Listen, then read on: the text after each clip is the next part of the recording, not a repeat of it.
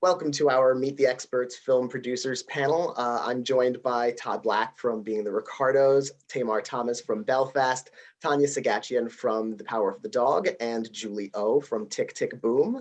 So first off, a big question. What inspired you to get into the industry, and how did you get started? Because you all seem so incredibly thoughtful and passionate about what you do. Let's start with Julie.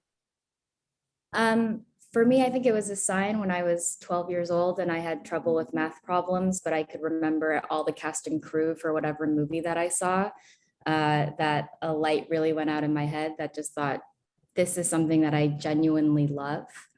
But I think there's a part of me that really loves to shepherd something from beginning to end. And I think that at its core is what a producer does. And I spent over a decade going and learning from producers whose work I really admired and respected. And I feel like what I was able to do on Tick Tick Boom was to take the things that I thought were great that you could do and sort of do my own version of it, but assume the responsibility that I think is very crucial on a set, because I think that producing, there is nothing that is not your job, which I think everyone here would probably agree with. How about you, Tanya?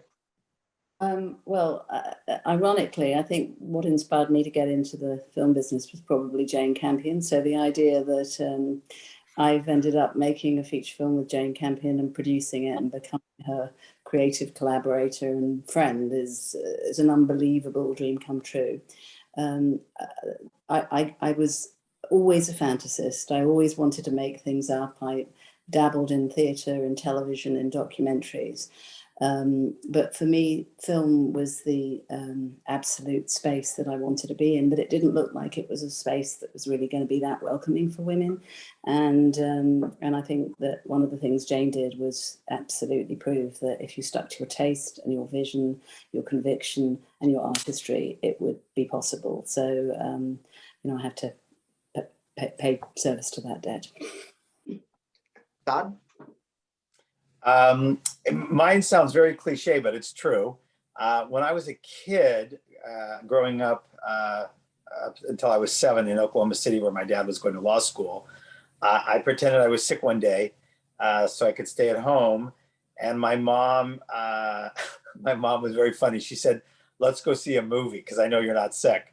So she took me to a Disney movie. I think it was Bambi. I don't remember, but I'm pretty sure it was Bambi. And I remember vividly the red velvet seats in the theater. And we were like the only people because it was in the middle of the afternoon on a weekday.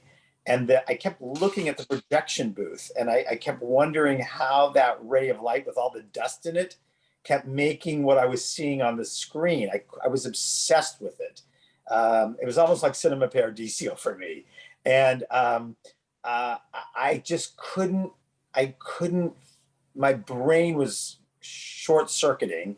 And I literally remember going, I gotta do that, whatever that meant to a 7-year-old. And that stuck with me. And plus I loved theater. I loved storytelling. I loved playwrights. I went to USC's drama school because I didn't know about cinema school, which I'm really happy I did. And I loved playwrights. I loved the whole idea of these incredible plays, but you had to use your imagination. They weren't cinematic necessarily.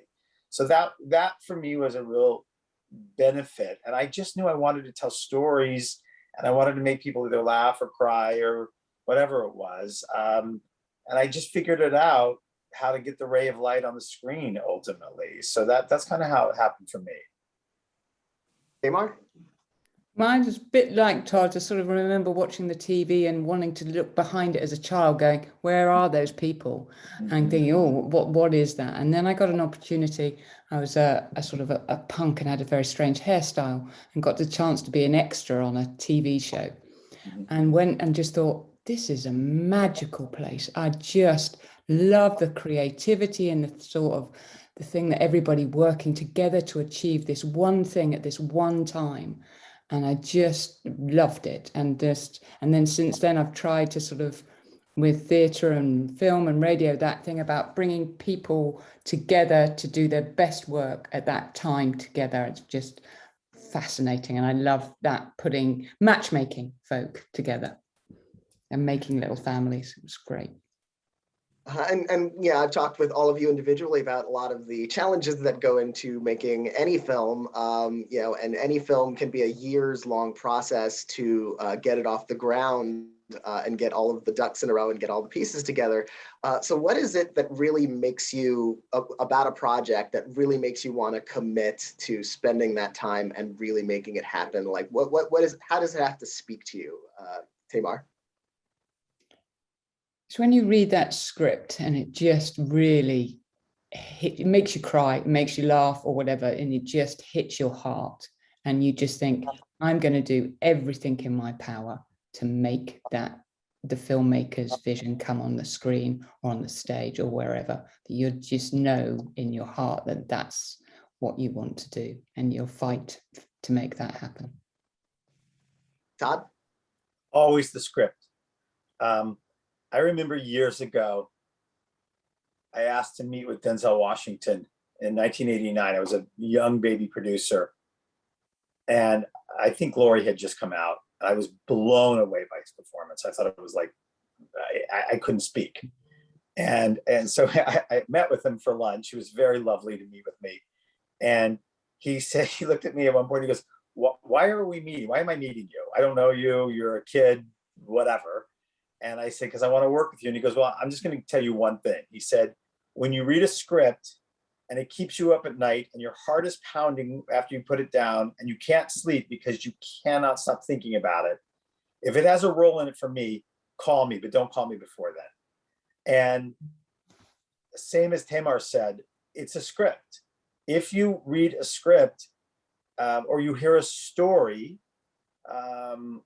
or somebody's true life story, and you can't get it out of your head, and it's in your heart and it's making your heart pound, then you have to go make it. You have to do everything in your power to go make it, because I can promise you, if it's affecting me that way, or Tamar or Tanya or Julie, I can promise you it's affecting a lot of other people. So it's our jobs as producers to have to go get that story made. So that's what it is for me, the script.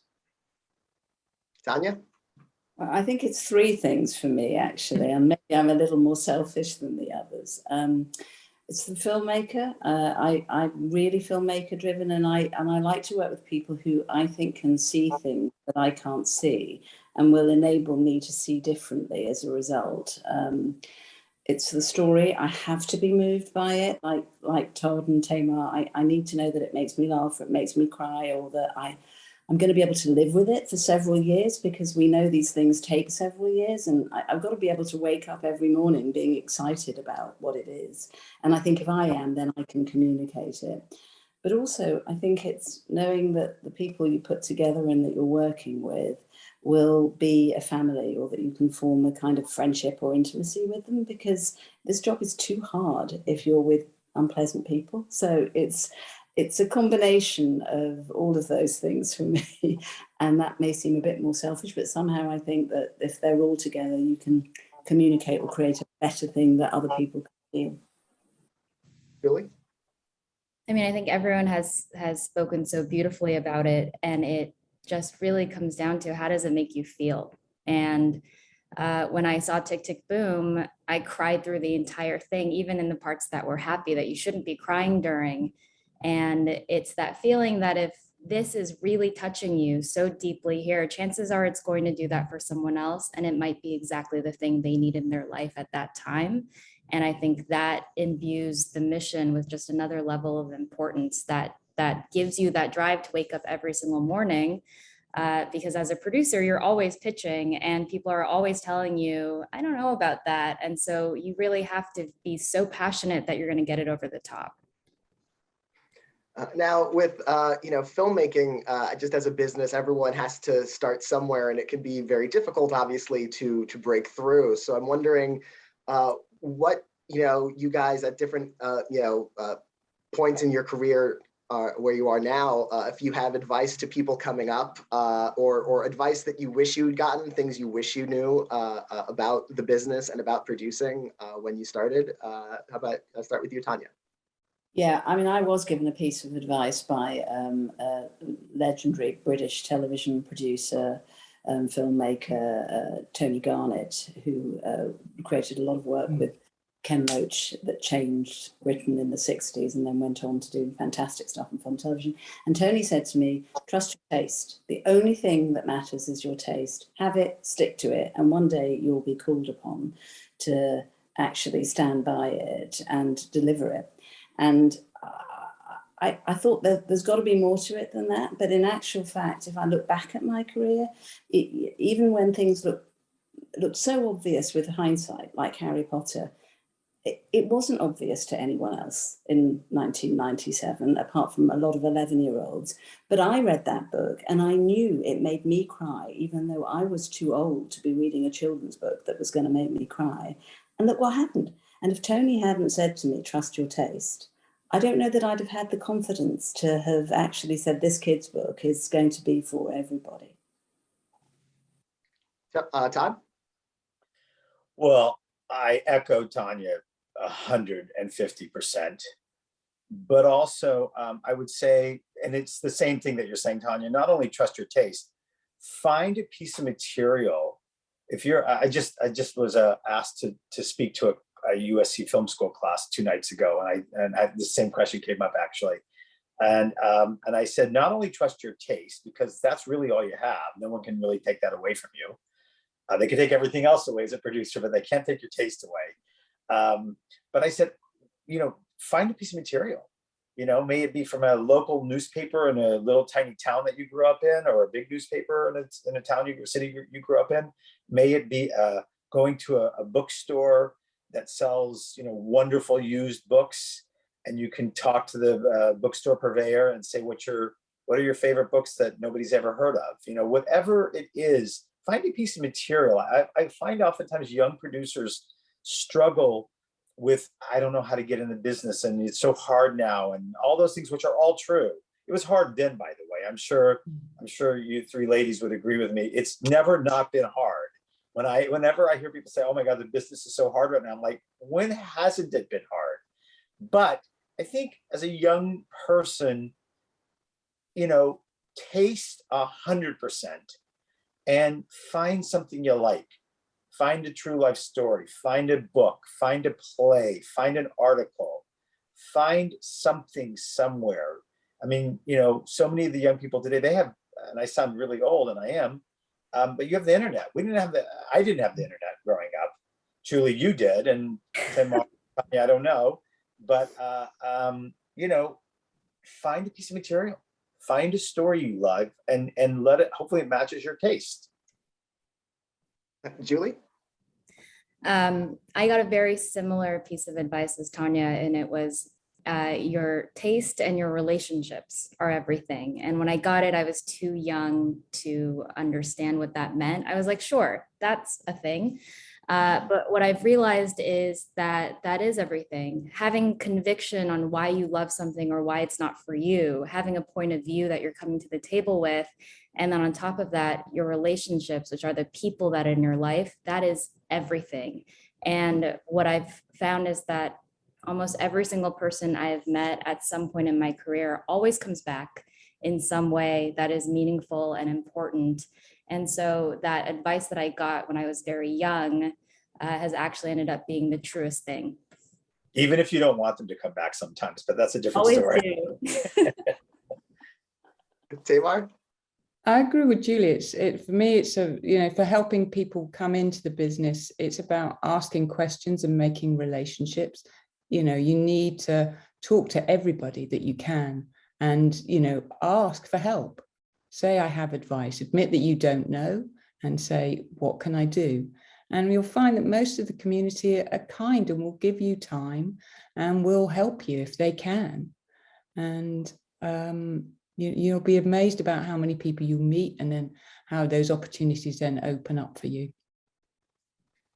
Well, I want to congratulate all of you once more on all of the great work you've done this year and have done throughout your careers and will do in the years to come, I'm sure. And it's been a pleasure talking to all of you about it. Thank you so much. Same way. Look forward to seeing all your films. Thank you Yes, very, cannot very wait. much. Super excited.